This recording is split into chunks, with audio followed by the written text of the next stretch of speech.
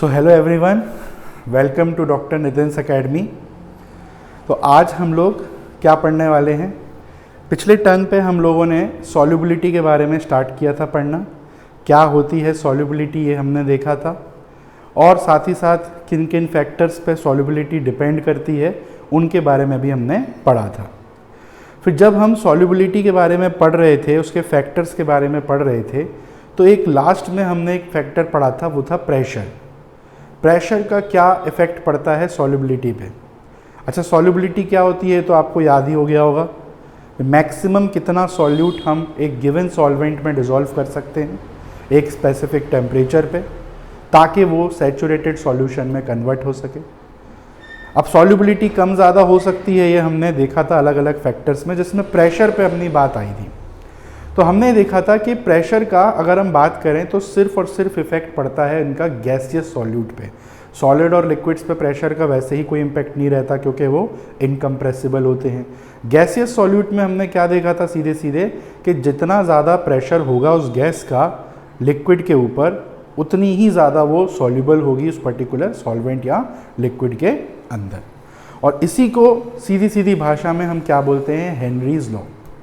तो आज हम लोग इसी के बारे में पढ़ने वाले हैं। आज का टॉपिक है हेनरीज लॉ। चलिए शुरू करते हैं। कॉपी वगैरह आप लोग अपनी निकाल लीजिए, नोट्स बनाना स्टार्ट कर दीजिएगा।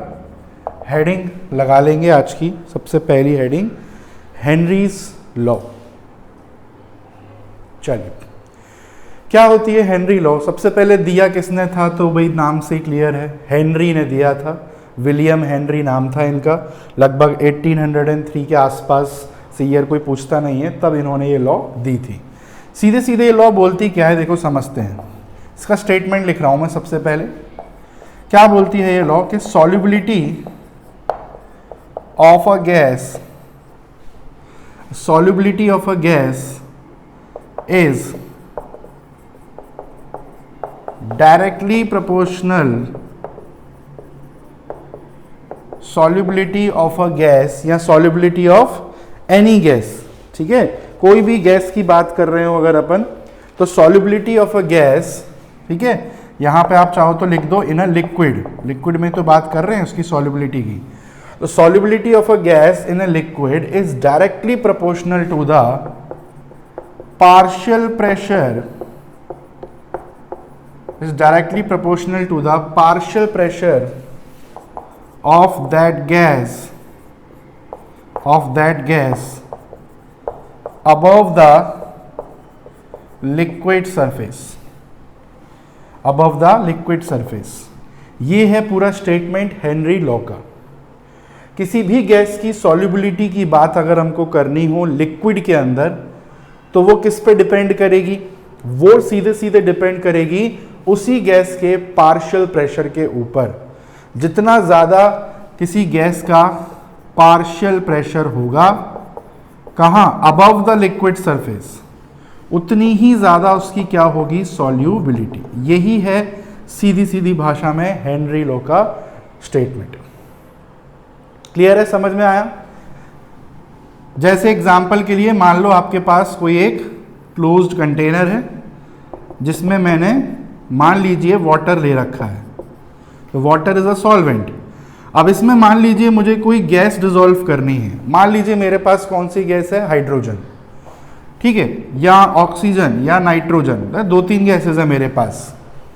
अब मुझे ये पता करना है कि कौन सी गैस इसके अंदर ज़्यादा सॉल्युबल है, किस गैस का डिसोल्यूशन फास्टर है, किस गैस का डिसोल्यूशन ज़्यादा है। तो ये हेनरी ने ये चीज़ बताई थी सबसे पहले, कि ये डिपेंड करता है इन गैसेस के पार्शियल प्रेशर के ऊपर। ठीक है, इनके पार्शियल प्रेशर के ऊपर। पार्शियल प्रेशर क्यों बोलते हैं, ये शुरू में ही पढ़ाया था अपन ने, वेपर प्रेशर जब हम पढ़ रहे थे। पार्शियल प्रेशर वर्ड इसलिए यूज़ करते हैं सिर्फ क्योंकि एक से ज़्यादा गैसेस हैं, सबका थोड़ा थोड़ा प्रेशर होगा, तो पार्शियल प्रेशर। तो जिसका ज़्यादा होगा वो ज़्यादा सॉल्युबल होगी। जैसे फॉर एग्जाम्पल मैंने आपसे बोला कि ऑक्सीजन का सबसे ज़्यादा है, ठीक है, तो ऑक्सीजन का पार्शियल प्रेशर सबसे ज़्यादा है कहाँ, अबव द लिक्विड सरफेस। सिर्फ उन्हीं गैसेस की बात हो रही है जो लिक्विड के ऊपर हैं। है ना। आप कोई गैस कोई दूर 1 किलोमीटर है तो उसकी बात थोड़ी ना करेंगे, जस्ट जो ऊपर में है उनकी बात होती है। तो इसका सबसे ज़्यादा है पार्शियल प्रेशर, तो सबसे ज़्यादा सॉल्युबिलिटी किसकी होगी? ऑक्सीजन की। क्लियर है? तो उससे कम है मान लीजिए हाइड्रोजन का और सबसे कम है नाइट्रोजन का। तो ऑर्डर क्या हुआ? सबसे ज़्यादा सॉल्युबिलिटी ऑक्सीजन की, फिर उसके बाद हाइड्रोजन की, ठीक है, ऑक्सीजन, हाइड्रोजन, और सबसे कम क्या है? नाइट्रोजन। तो किसी भी गैस की आपको इस तरह से सॉल्युबिलिटी पता करनी हो किसी लिक्विड के अंदर, तो वहां पर ये हेनरी लॉ हमको काम में आती है। ठीक है, समझ आया? अब देखो पार्शियल प्रेशर मतलब क्या? P। अब सॉल्युबिलिटी क्या होती है? देखो सॉल्युबिलिटी का अलग से कोई फॉर्मूला नहीं है निकालने का। सॉल्युबिलिटी की अगर आपने डेफिनेशन पढ़ी हो तो क्या थी? Maximum amount of solute which can be dissolved in a given amount of solvent. मैंने आपको जब डेफिनेशन लिखाई थी सॉल्युबिलिटी की, तब भी मैंने आपको बताया था कि कंसंट्रेशन की ही जैसे तो होता है, ज़्यादा कोई फ़र्क ही नहीं है दोनों में। कंसंट्रेशन में अमाउंट देखते हैं, सॉल्युबिलिटी में मैक्सिमम अमाउंट देखते हैं, तो बात तो वही है घुमा फिरा के। यानी सॉल्युबिलिटी को सीधे सीधे निकालने का तरीका क्या है? कंसंट्रेशन निकाल लो। अब कंसंट्रेशन निकालने के बहुत सारे तरीके होते हैं, मोलैरिटी, मोलैलिटी। ज़्यादातर हम बात किसकी करते हैं? मोल फ्रैक्शन की। मोल फ्रैक्शन, मोल फ्रैक्शन सबसे सही तरीका होता है, नंबर ऑफ मोल्स से निकल आता है डिवाइड करके, है ना। तो मोल फ्रैक्शन का सिंबल पता होना चाहिए आपको, जीटा होता है। तो P directly proportional to zeta, proportional हटाएंगे तो एक कांस्टेंट आ जाता है यहाँ पर KH। KH, ठीक है, KH जिसको हम लोग क्या बोलते हैं? Henry constant. Henry constant. तो ये फॉर्मूला आपको याद रखना है हेनरीज लॉ का। इस पे न्यूमेरिकल भी आ सकते हैं जो अपन अगले टर्न पर थोड़ा बहुत कर लेंगे। क्लियर है? समझ में आ गया? तो ये होता है सिंपल भाषा में हेनरी लॉ का मतलब। इतना आपको ध्यान में रखना है। तो इसका स्टेटमेंट ऐसे कैसे ही याद रखना है, आपको पेपर में आ जाएगा, आता है बहुत। हेनरी लॉ पूछते ही हैं, ठीक है। हेनरी लॉ हो गई, एक राउल्ट्स लॉ हो गई, ये बहुत इंपॉर्टेंट हैं दोनों लॉ, तो ये थोड़ा सा ध्यान रखना है। अच्छा, हेनरी कांस्टेंट के बारे में भी कई बार थोड़ा बहुत पूछा जाता है। KH क्या है ये? क्या इसकी कोई फिक्स वैल्यू होती है? किस पे डिपेंड करती है वैल्यू, वगैरह वगैरह। तो हेनरी कांस्टेंट जो है KH से डिनोट करते हैं, तो बता ही दिया मैंने यहाँ पर, ठीक है। इसकी वैल्यू किस पे डिपेंड करती है? Depend upon nature. किसका नेचर? दोनों का, सॉल्यूट का भी और सॉल्वेंट का भी, दोनों के नेचर पर डिपेंड करती है KH की वैल्यू। मतलब फिक्स या नहीं है, अलग अलग सॉल्यूट सॉल्वेंट के लिए हिसाब से अलग अलग होती है। क्लियर है? यूनिट क्या होती है KH की? Same as pressure. जो प्रेशर की यूनिट होगी वही यूनिट होती है KH की। क्यों? ऐसा क्यों भाई? फॉर्मूले से निकल आता है यूनिट। अगर मैं इस फॉर्मूले में KH को एक साइड रख के और बाकी चीजें उधर भेज दूं तो ये हो जाएगा KH is equal to P upon mole fraction. अब जैसे प्रेशर की यूनिट मान लीजिए क्या होती है? ATM होती है। मोल फ्रैक्शन की कोई यूनिट होती है क्या? नहीं, मोल फ्रैक्शन की तो कोई यूनिट ही नहीं होती भाई। मोल फ्रैक्शन का फॉर्मूला क्या होता है? Number of moles upon total number of moles, यही तो होता है। तो मोल से मोल्स कट नहीं जाएगा, मोल फ्रैक्शन की कोई यूनिट नहीं होती। तो यानी सीधे सीधे क्या हुआ? KH की यूनिट क्या हुई? वही जो यूनिट प्रेशर की है। तो सेम यूनिट एज प्रेशर, मतलब ATM, पास्कल, न्यूटन पर मीटर स्क्वायर, टॉर, बार, या फिर क्या होती है एक और, mm ऑफ Hg। ठीक है, तो यूनिट इसकी सेम होती है जैसे प्रेशर की होती है, तो वो ज़्यादा अंतर उसमें नहीं है। इतनी बात समझ में आई? अब देखो नेक्स्ट दो चीजें मैं आपको बता रहा हूं, KH की वैल्यूज की डिपेंडेंसी बता रहा हूं जो कि बहुत इंपॉर्टेंट है। इस पर क्वेश्चंस भी आते हैं, थ्योरेटिकल क्वेश्चंस आते हैं। देखो दो चीजें याद कर लो। सबसे पहले KH जो रहता है ये टेम्परेचर की क्या होता है? Directly proportional. KH is directly proportional to the temperature. एक चीज ये याद रखनी है जो इंपॉर्टेंट है। And second thing, KH is inversely proportional to the solubility. तो ये दो चीजें बहुत ही इंपॉर्टेंट हैं जिनको ध्यान में रखना है। पहला, KH is directly proportional to the temperature and second, it is inversely proportional to the solubility. इसका मतलब टेम्परेचर अगर हम बढ़ाते हैं तो KH की वैल्यू भी बढ़ती है, या KH की वैल्यू बढ़ जितनी ज़्यादा सॉल्युबिलिटी उतनी कम होती है किसी भी सब्सटेंस की। अच्छा, ये कैसे प्रूफ हो रहा है? कैसे इस रिजल्ट पर हम कैसे पहुंचे? फॉर्मूले से पहुंचे। भाई फॉर्मूला क्या है? P is equal to KH into mole fraction, है ना। अब KH को मैं इधर रखूं और बाकी चीज़ें उधर भेज दूं तो ये हो रहा है। अभी यूनिट निकालने के लिए किया था। अब इससे क्या पता चल रहा है कि KH क्या है? इनवर्सली प्रोपोर्शनल नहीं है मोल फ्रैक्शन के। KH क्या है? मोल फ्रैक्शन के इनवर्सली प्रोपोर्शनल। और भाई अभी थोड़ी देर पहले मैंने बोला कि मोल फ्रैक्शन ही क्या है? Measurement of solubility. तो सीधे सीधी भाषा में एक सॉल्युबिलिटी के इनवर्सली प्रोपोर्शनल होता है KH। ये दो चीज़ें हमको बहुत ही इंपॉर्टेंट है जिनको ध्यान रखना है, ठीक है। तो इस पे क्वेश्चन कैसे आते हैं? जैसे आपको 3 गैसेस दे देंगे, जैसे मान लीजिए आपको 3 गैसेस दे दी, ऑक्सीजन, हाइड्रोजन, नाइट्रोजन, ऐसे। अब आपको बोल देंगे कि इन तीनों गैसेस का आपको KH दे देंगे। जैसे ऑक्सीजन का KH दे दिया 140, हाइड्रोजन का दे दिया 70, नाइट्रोजन का दे दिया 40। अब बोलेंगे बताओ किसकी सॉल्युबिलिटी सबसे ज़्यादा होगी, या इनको अरेंज करो इंक्रीजिंग ऑर्डर में, डिक्रीजिंग ऑर्डर में सॉल्युबिलिटी के। तो भाई जिसका KH ज़्यादा होता है उसकी सॉल्युबिलिटी क्या होती है? कम होती है। तो जैसे ऑक्सीजन का KH मैंने यहाँ ज़्यादा लिखा है 140, तो सॉल्युबिलिटी क्या होगी? कम होगी। वो जो भी दें एग्जाम्पल, तो मैंने रफ ऐसे एग्जाम्पल के तौर पे वैल्यूज़ लिखी हैं, ऐसे होती थोड़ी ना इनकी KH की वैल्यू, अंदाज़ा बताया है। ऐसे क्वेश्चन आ सकते हैं, करेंगे अभी आगे हम न्यूमेरिकल्स करेंगे तो वहाँ देखेंगे कैसे होता है, ठीक है। समझ में आया? तो इम्पॉर्टेंट है ये कांस्टेंट, ध्यान रखना है। इस पे एक क्वेश्चन तो आता है जो मैं आपको अभी बता सकता हूँ, बहुत ही फेमस क्वेश्चन है। वैसे ये चीज़ आप ध्यान हो, आपको पता होनी चाहिए, कॉमन सेंस है वैसे, कि जो एक्वाटिक एनिमल्स होते हैं, एक्वाटिक एनिमल्स, है ना, जैसे फिशेस हो गए आपके, मछलियाँ हो गई, aquatic animals are more comfortable, aquatic animals are more comfortable in cold water,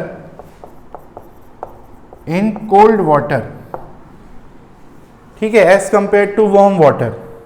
question भी ऐसे आता है कि why aquatic animals are more comfortable in cold water. जो एक्वाटिक एनिमल्स होते हैं, फिशेस वगैरह, वो ठंडे पानी में ज़्यादा कंफर्टेबल क्यों फील करते हैं? आप अगर देखोगे जितने भी वाटर बॉडीज़ होती हैं, रिवर हो गया, है ना, या लेक हो गई, मछलियाँ ज़्यादातर नीचे की तरफ ही तैरती हैं, एकदम सरफेस पर मछलियाँ नहीं फ्लोट करती, वहाँ नहीं तैरती। हाँ, खाना वगैरह लेने के लिए, है ना, तो उसके लिए वो सरफेस पे आती हैं, अदरवाइज दे मोस्टली कहाँ पर रहती हैं? थोड़ा नीचे में रहती हैं, ठीक है। क्यों? क्योंकि नीचे का पानी थोड़ा ठंडा रहता है, कोल्ड रहता है, ऊपर का सरफेस का पानी थोड़ा गर्म रहता है क्योंकि सनलाइट पड़ती है उसके ऊपर। पर कारण क्या है इसके पीछे?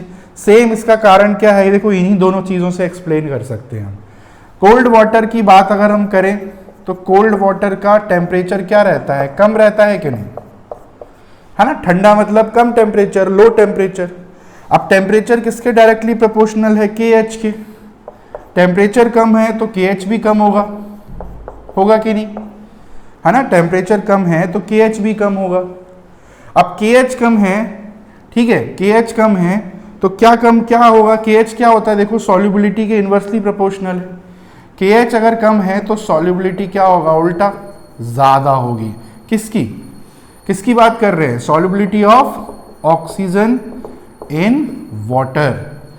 तो कोल्ड वाटर में ज़्यादा कंफर्टेबल एक्वाटिक एनिमल्स इसलिए रहते हैं क्योंकि ठंडे पानी में कम टेम्परेचर होने के कारण, कम KH की वैल्यू होने के कारण गैसेस की या खास तौर पे ऑक्सीजन की सॉल्युबिलिटी बढ़ जाती है, और उसी को तो ब्रीथ करते हैं एक्वाटिक एनिमल्स, डिजॉल्व्ड ऑक्सीजन को, तो उसकी मात्रा ज़्यादा रहती है तो वो ज़्यादा कंफर्टेबल फील करते हैं as compare to warm water. तो ये थोड़ा सा चीज़ ध्यान रखनी है KH के बारे में। आगे बढ़ते हैं नेक्स्ट। अब देखो हेनरी लॉ पे एक तो क्वेश्चन आता है कि क्या है हेनरी लॉ, एक्सप्लेन करने बोल देंगे आपसे, है ना, और कुछ कुछ मैंने एग्जाम्पल अभी ऊपर में बता ही दिया, ऐसा क्वेश्चन भी आते हैं। जैसे 3 मार्क्स का क्वेश्चन आता है ना, उनमें जनरली ऐसे ही क्वेश्चन आते हैं, छोटे छोटे 3 क्वेश्चन आते हैं 1-1 मार्क्स के रीजनिंग वाले, तो उसमें ऐसे क्वेश्चन पूछ सकते हैं, तो ये चीज़ आपको ध्यान रखनी है। अब आगे बढ़ते हैं, अगली हेडिंग क्या है, देखो real life applications of Henry law, very very very important. Real life applications of Henry law. एक सेकेंड में माइक थोड़ा ठीक कर लूं अपना। चलिए, हेडिंग से समझ में आ गया होगा, हमको यहाँ पर ये पढ़ना है कि हेनरी लॉ की रियल लाइफ में क्या क्या एप्लीकेशंस होती हैं। तो कुछ 3 एप्लीकेशंस हैं जिनके बारे में हमको पढ़ना है। चलिए, सबसे पहली एप्लीकेशन क्या है, soda bottle fizzes out when opened. Soda bottle fizzes out when opened. Soda bottle मतलब कोल्ड ड्रिंक्स, सॉफ्ट ड्रिंक्स, या इनको क्या बोलते हैं हम, कार्बोनेटेड ड्रिंक्स। कार्बोनेटेड क्यों बोलते हैं, क्योंकि इनमें क्या होती है, CO2 डिजॉल्व होती है, कार्बन डाइऑक्साइड हाई प्रेशर में, ठीक है, हाई प्रेशर में CO2 को इसके अंदर डिजॉल्व करके रखते हैं हम। तो क्या होता है, जब भी हम किसी सोडा बॉटल को या कोई कोल्ड ड्रिंक की बॉटल को, खास तौर पे जो कांच वाली बोतलें है ना जो आती हैं, उनको जब हम ओपन करते हैं, जैसे ये मान लीजिए कोई कोल्ड ड्रिंक की बॉटल है, ये इसके अंदर कोल्ड ड्रिंक भरी है, अब ये इसका ढक्कन है, अब आपने अचानक से सडनली इसको ओपन कर दिया, ठीक है, आपने ढक्कन इसका खोल दिया, तो क्या होता है, अंदर से पूरी की पूरी कोल्ड ड्रिंक, पूरा पूरा पानी ऐसे ऐसे झाग बनता है और झाग बन के बाहर आ जाता है, निकलता है ना एकदम से, फिजेस आउट बोलते हैं इसको, फिज आता है, उसका झाग आता है। तो ये क्यों होता है, उसका रीजन हमको हेनरी लॉ से एक्सप्लेन हम कर सकते हैं। देखो क्या रीजन होता है, कैसे एक्सप्लेन करेंगे इसको। अब इसको मैं सिंपल से फ्लो चार्ट में समझा रहा हूँ, ठीक है, इसको अपनी लैंग्वेज में आप लिख सकते हो, है ना, बहुत सिंपल है। तो होता क्या है, देखो जब आप सडनली ओपन करते हो किसको, सोडा बॉटल को, जब भी हम सोडा बॉटल को सडनली ओपन करते हैं, अचानक से खोलते हैं, तो क्या होता है, सोडा बॉटल के अंदर, अभी मैंने बताया क्या है, सोडा बॉटल के अंदर क्या है, इसके अंदर CO2 को डिसॉल्व कर रखा है हमने हाई प्रेशर में। मशीनें होती हैं, है ना, मशीन के थ्रू एकदम हाई प्रेशर में CO2 भर के ऊपर से ढक्कन लगा देते हैं, कैप लगा देते हैं। अब आपने अचानक से उसको ओपन कर दिया कैप को, तो क्या होगा, जो भी प्रेशर बिल्डअप था अंदर में वो एकदम से रिलीज हो जाएगा। भाई आप ढक्कन खोलोगे तो गैस तो बाहर आएगी, जो एक्सेस भरी है वो तो बाहर ही आएगी। तो क्या होता है, when the soda bottle suddenly open, तो क्या होता है अचानक से, partial pressure of CO2 suddenly decreases. CO2 का जो भी पार्शियल प्रेशर होगा वो सडनली डिक्रीज होगा, एकदम से प्रेशर घटेगा CO2 का, क्योंकि वो बाहर आ रही है, प्रेशर कम हो जाएगा। अब आपको पता ही है भाई, हेनरी लॉ के हिसाब से प्रेशर किसके डायरेक्टली प्रोपोर्शनल है, सॉल्युबिलिटी के, मोल फ्रैक्शन के। तो प्रेशर डिक्रीज हो रहा है अगर, तो जाहिर सी बात है क्या होगा, सॉल्युबिलिटी भी डिक्रीज होगी। सॉल्युबिलिटी क्या होगी, डिक्रीज होगी, किसकी, ऑफ CO2 इन लिक्विड। जो भी लिक्विड है आपका, है ना, उसमें CO2 की सॉल्युबिलिटी भी डिक्रीज हो जाएगी। अब सॉल्युबिलिटी डिक्रीज हो गई CO2 की, तो वो लिक्विड से बाहर आने की कोशिश करेगी। भाई कोई चीज़ अगर सॉल्युबल है ही नहीं किसी के अंदर तो वो वहाँ रहेगी क्या? नहीं, वो बाहर आने की कोशिश करेगी। तो क्या होगा? CO2 gas tends to escape from the bottle, और यही रीजन है, इसी को बोलते हैं फिज। ठीक है, इसी को बोलते हैं फिज। इट फिजेज आउट, आवाज आती है ऐसे करके, तो it fizzes out of the soda water. तो ये है कारण, हेनरी लॉ से हम इसको एक्सप्लेन कर सकते हैं। क्लियर है? समझ में आ गया? ठीक है, एक बार फिर से बता देता हूं। बॉटल को सडनली खोला, खोलने पे जो भी अंदर CO2 भरी थी हाई प्रेशर में, उसका प्रेशर डिक्रीज हुआ। Since pressure is directly proportional to solubility, तो solubility also decreases and as a result CO2 gas comes out from the bottle, fizzes out from the bottle itself. तो ये है पहली application. ठीक है, इसको लिख लेना। This is the first application, real life application of Henry law. Number 2 पे आते हैं अब।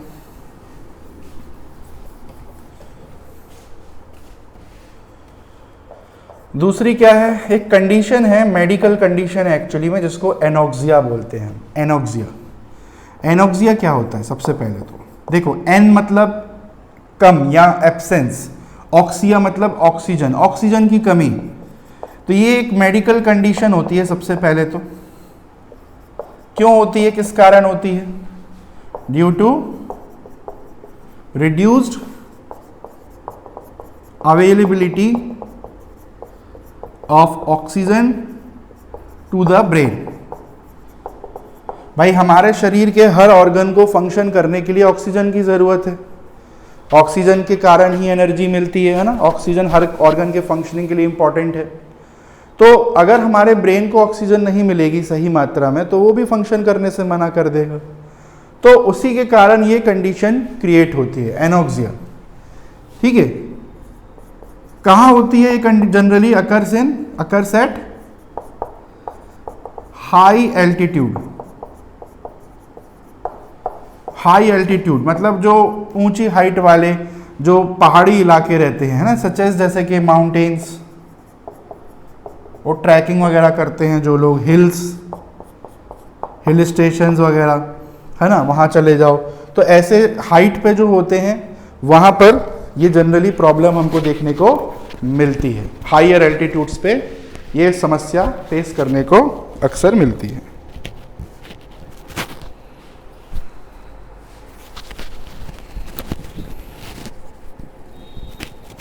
ठीक है,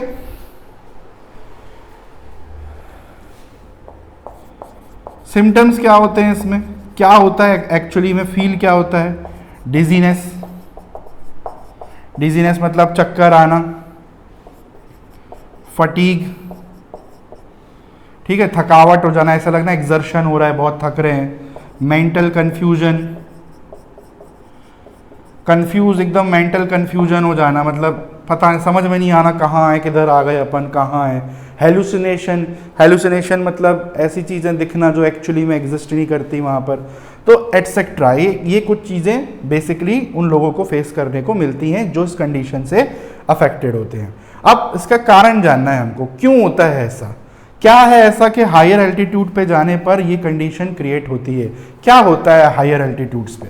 जैसे मान लीजिए ये कोई पहाड़ है, ठीक है, इस तरह से कोई मान लीजिए पहाड़ है, ये है हमारा ग्राउंड लेवल और ये है हमारा पीक, है ना, हाइट, सबसे पीकेस्ट है माउंटेन का। क्या होता है देखो, जनरली स्पीकिंग अगर हम बात करें तो जो एयर होती है हमारे सराउंडिंग में, हमारा जो एटमॉस्फेयर है, उसकी जो क्वांटिटी है या उसकी जो डेंसिटी है वो अलग अलग जगह पे अलग अलग होती है। अब डेंसिटी अलग अलग होगी एयर की तो प्रेशर भी अलग अलग होगा। प्लेनली स्पीकिंग अगर हम बात करें तो अगर हम ग्राउंड लेवल से कंपेयर करें तो ग्राउंड लेवल से जब भी आप ऊपर जाओगे, जितना आप ऊपर जाते जाओगे, तो जितना हम ऊपर जाते हैं, हाइट पे जाते हैं, उतना क्या होता है? प्रेशर डिक्रीज होता है। जितना प्रेशर यहाँ होगा उसके मुकाबले जो भी एटमॉस्फेरिक प्रेशर होगा वो हाइट पे क्या होता है, सबसे कम होता है, कम दबाव होता है ऊपर जाते हैं तो। अब इससे क्या होता है, ठीक है, इससे क्या होता है, तो देखो बहुत सिंपल सा लॉजिक है। अब मैं आपको अगेन फ्लो चार्ट के फॉर्म में एक्सप्लेन करने वाला हूं। हायर एल्टीट्यूड्स पे क्या होता है, हायर एल्टीट्यूड्स पे क्या होता है, द पार्शियल प्रेशर या एटमॉस्फेरिक प्रेशर, जो बोलना है बोला, अभी चूंकि हम हेनरी लॉ पढ़ रहे हैं तो पार्शियल प्रेशर यूज कर रहे हैं, तो at higher altitudes, at higher altitudes the partial pressure of oxygen, ठीक है, the partial pressure of oxygen is low, है ना भाई। जैसे जैसे हम हाइट पे जा रहे हैं, तो मैंने क्या बोला, हायर एल्टीट्यूड पे जाते हैं तो प्रेशर क्या होता है, प्रेशर डिक्रीज होता है किसी भी गैस का। और हम बात ऑक्सीजन की कर रहे हैं अभी, क्योंकि ऑक्सीजन ही ब्रीथ करते हैं हम, वही तो चाहिए हमें। तो जैसे जैसे हम ऊपर जाते हैं ऑक्सीजन का पार्शियल प्रेशर कम हो जाता है, ऊपर में लिखा ही है। अब प्रेशर क्या होता है, डायरेक्टली प्रोपोर्शनल होता है सॉल्युबिलिटी के। अगर प्रेशर कम होगा किसी गैस का तो उसकी क्या कम हो जाएगी, सॉल्युबिलिटी, किसकी, ऑक्सीजन की। तो सॉल्युबिलिटी ऑफ ऑक्सीजन, अब कहाँ ऑक्सीजन किधर डिसॉल्व हो रही है, ऑक्सीजन कैसे मिलती है हमारे ऑर्गन्स को, हमारी बॉडी को, ब्लड के थ्रू, ब्लड में ही तो डिसॉल्व होती है। जो भी हम ब्रीथ कर रहे हैं, ऑक्सीजन खींच रहे हैं अंदर, वो हमारे ब्लड में डिसॉल्व हो जाती है अल्टीमेटली। तो solubility of oxygen in blood decreases, भाई जितना प्रेशर कम होगा ऑक्सीजन का हवा में, उतनी कम ऑक्सीजन हमारे ब्लड में घुलेगी, उतना हम कम खींच पाएंगे अंदर। अब जितनी कम सॉल्युबिलिटी होगी ऑक्सीजन की हमारे ब्लड में, उतनी कम ऑक्सीजन हमारे ब्रेन को मिलेगी। तो less oxygen will be made available to brain, भाई उतनी ही कम ऑक्सीजन हमारे दिमाग तक पहुंचेगी, ठीक है, उतना ही कम ऑक्सीजन हमारे दिमाग को पहुंचेगी। अब हमारे दिमाग को जितनी कम ऑक्सीजन मिलेगी, उतना ही हमारा दिमाग प्रॉपरली वर्क नहीं करेगा, मतलब सीधे सीधे एनोक्सिया हो जाएगा, मेंटल कंफ्यूजन, डिजीनेस, फटीग, ये चीजें जनरली होने लग जाएंगी उस पर्सन को जो हायर एल्टीट्यूड पे जा रहा है। समझ में आया? तो ये होता है एनोक्सिया। ऊंची पहाड़ियों पे जब हम जाते हैं अक्सर, तो कई लोगों को ये कंडीशन फेस करने को मिलती है। उन्हें चक्कर आने लग जाते हैं, फेंट होने लग जाते हैं, बेहोश होने लग जाते हैं। कारण बता दिया आपको, क्योंकि जितना हम ऊपर जाते हैं प्रेशर ड्रॉप होता है गैसेस का, एटमॉस्फेयर का, जिसके चलते कम ऑक्सीजन हमारे ब्लड में पहुंच पाती है और जिसके चलते हमारे ब्रेन को भी कम ऑक्सीजन मिल पाती है। Result is anoxia. ठीक है। हालांकि कुछ समय बाद बॉडी अपने आप कंपेंसेट कर लेती है इसके लिए, थोड़ा सा हाइपर वेंटिलेट हो जाती है, लंग्स हम तेज तेज सांस लेने लग जाते हैं, तो ज़्यादा ऑक्सीजन अंदर आ जाती है हमारी बॉडी में। ठीक है, तो उससे हम बॉडी थोड़ा सा कंपेंसेट कर लेती है। बाकी कई लोग जो ट्रैक करते हैं वो ऑक्सीजन सिलेंडर्स लेके चलते हैं, छोटे ब्रीदेबल ऑक्सीजन सिलेंडर आते हैं, नाक पे लगा लो, तो उससे भी थोड़ा प्रॉब्लम सॉल्व हो जाती है। क्लियर है? तो ये है सेकेंड रियल लाइफ एप्लीकेशन जो आपको ध्यान रखनी है, एनोक्सिया। तीसरे पे आते हैं, थर्ड पे आते हैं, third and the last, bands in scuba divers. Bands in scuba divers.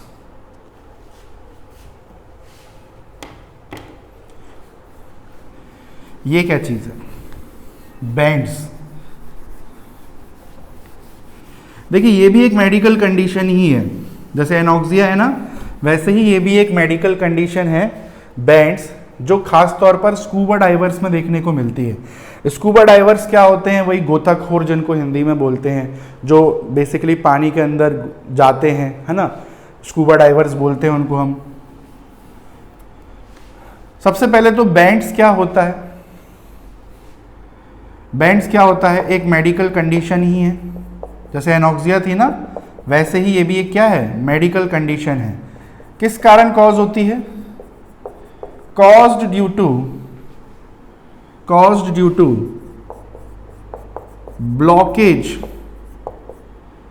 Blockage of small capillaries. ठीक है, medical condition cause due to blockage of small capillaries in our body. हमारे बॉडी में बहुत सारी छोटी छोटी कैपिलरीज होती हैं। कैपिलरीज जानते होंगे आप लोग, है ना। कैपिलरीज क्या होती हैं? काइंड ऑफ ब्लड वेसल्स होती हैं, बहुत पतली रहती हैं, थिन रहती हैं। ठीक है, तो इनमें ब्लॉकेजेस आ जाते हैं, ब्लॉक्ड हो जाती हैं। इसके चलते ये कंडीशन क्रिएट होती है, पेनफुल कंडीशन होती है, दर्द होता है इसमें, पेनफुल कंडीशन है। ठीक है, अब क्यों होता है ब्लॉकेज, क्या कारण से हो रहा है ब्लॉकेज, ये चीज को हमें समझना है इसमें, वही हम पढ़ने के लिए आए हैं यहाँ पर। तो देखो होता क्या है, समझने की कोशिश करते हैं। जैसे मान लीजिए ये है वाटर का सरफेस, ठीक है, पानी का एक सरफेस है, और मान लीजिए ये कोई भी एक स्कूबा डाइवर है। अभी ये सरफेस पे है, ये मान लीजिए सरफेस है, ग्राउंड लेवल बोल लो। ठीक है, अब वो आया तैरता हुआ कहाँ, नीचे। स्कूबा डाइवर है तो पहले तो नीचे आएगा, ये इधर आ गया नीचे, डेप्थ में आ गया, थोड़ा गहराई में आ गया, वो नीचे आ गया। तो होता क्या है, देखो जैसे अपन ने अभी थोड़ी देर पहले देखा कि ग्राउंड लेवल से या सरफेस से जितना आप ऊपर जाओगे उतना प्रेशर गैसेस का क्या हो जाता है, कम हो जाता है।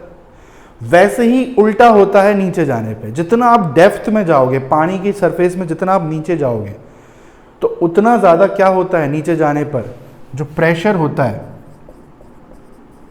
वो क्या होता है, इंक्रीज होता है।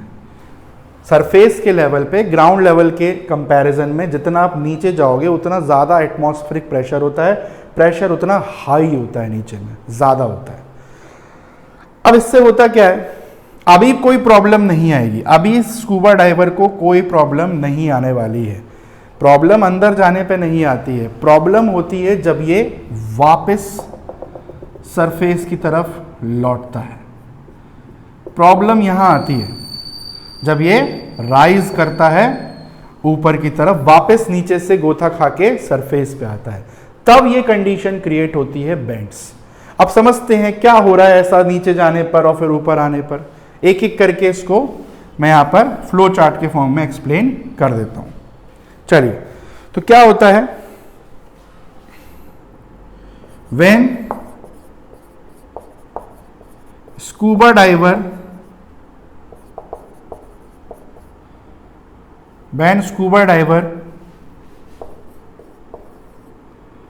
goes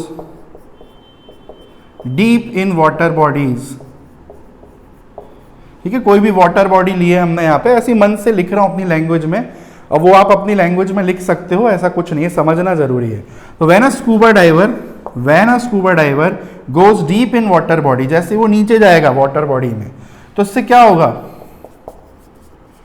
प्रेशर ऑफ गैस, खास तौर पे जैसे मान लीजिए ऑक्सीजन की बात कर रहा हूं मैं, तो इंक्रीजेस, है ना। ये मैंने बताया कि जितना नीचे जाते हैं उतना प्रेशर हाई होता है, तो गैस का प्रेशर इंक्रीज होगा। CO2 O2 का एग्जांपल ले लो, O2 का प्रेशर बढ़ेगा।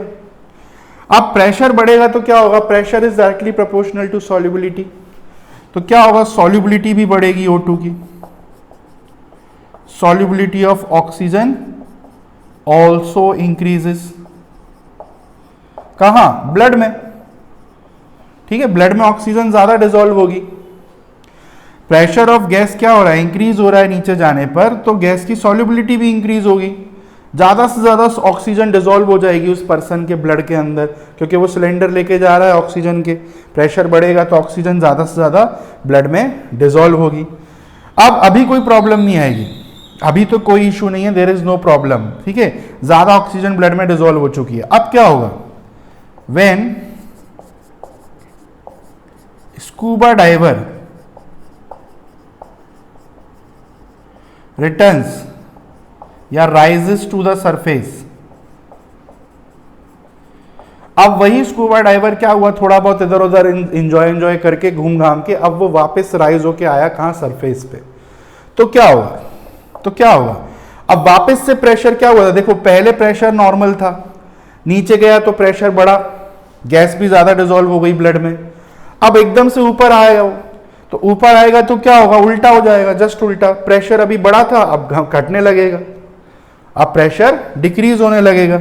So when scuba diver returns और राइजेस टू द सरफेस, तो प्रेशर ऑफ गैस, ऑक्सीजन की ही बात हो रही है, स्टार्ट्स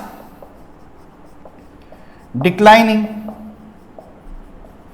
ठीक है, अब वो वापस रिटर्न हो रहा है सरफेस पे, तो अब गैस का प्रेशर डिक्लाइन होना शुरू हो जाएगा, डिक्रीज होना शुरू हो जाएगा। अब क्या होगा इससे, अब वही बात, पहले प्रेशर ज्यादा था तो सॉल्युबिलिटी ज्यादा थी, तो मैक्सिमम आपकी जो ब्लड में ऑक्सीजन है वो डिसॉल्व हो गई, है ना। इस वाली लाइन पे, इस वाले पॉइंट में क्या हुआ, मैक्सिमम O2 डिसॉल्व हो गई इन ब्लड, ज्यादा से ज्यादा ऑक्सीजन डिसॉल्व हो गई। अब एकदम से ऊपर आने पे प्रेशर डिक्रीज हुआ, अब प्रेशर डिक्रीज होगा तो क्या होगा, वही जो डिसॉल्व्ड ऑक्सीजन है, ठीक है, वही जो डिसॉल्व्ड ऑक्सीजन है, dissolved oxygen will comes out of blood. अब वो जो ऑक्सीजन, एक्सेस ऑक्सीजन जो डिसॉल्व हुई थी ब्लड में, वो ब्लड से बाहर आने लगेगी, तो प्रेशर कम हो गया वापस से, हेनरी लॉ। तो dissolved oxygen will comes out of blood in the form of bubbles, छोटे छोटे बुलबुले के फॉर्म में ना, गैस है, गैस के बुलबुले, तो सॉरी बबल्स ही निकलेंगे, तो बबल्स के फॉर्म में, बुलबुलों के फॉर्म में, बबल्स के फॉर्म में वो ऑक्सीजन बाहर आने की कोशिश करेगी। तो dissolved oxygen will comes out of blood in the form of bubbles. ठीक है, इससे क्या होगा, यही लिख देता हूं या ऊपर में लिख देता हूं। अब इससे क्या होगा, इससे प्रॉब्लम क्या होगी, तो जो बबल्स निकलेंगे आपके, कैपिलरीज की बात हो रही है खास तौर पे, क्योंकि कैपिलरीज के में एक्सचेंज होता है गैसेस का, तो जो बबल्स क्रिएट होंगे कैपिलरीज के अंदर, उसके चलते उनमें ब्लॉकेज आ जाएगा। तो ये जो ऊपर में लिखा था ना, blockages of small capillaries in our body, तो dissolved oxygen will comes out of blood in the form of bubbles causing blockages in small capillaries, और इसी को क्या बोलते हैं, बेंड्स। इसी को बोलते हैं क्या, बेंड्स। समझ में आया।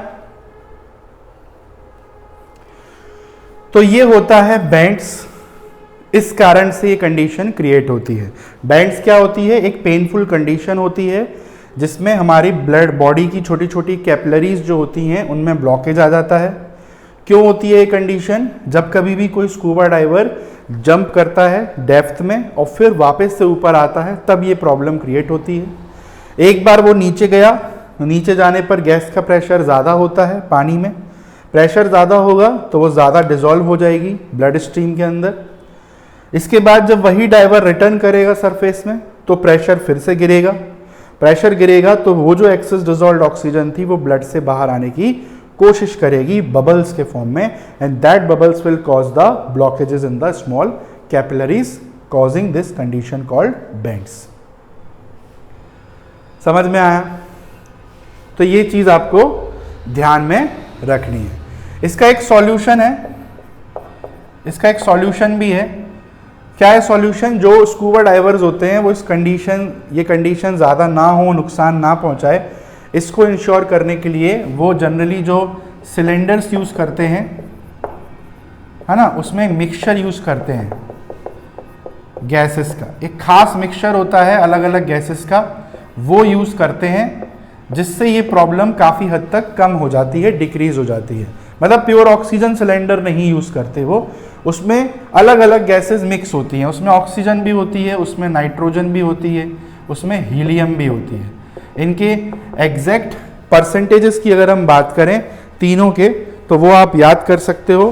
हीलियम लगभग होती है 11.7%, लगभग हीलियम, ये होती है लगभग 32.1%, और बाकी आपका बचा रिमेनिंग 50 समथिंग 56.2% आपका नाइट्रोजन होती है।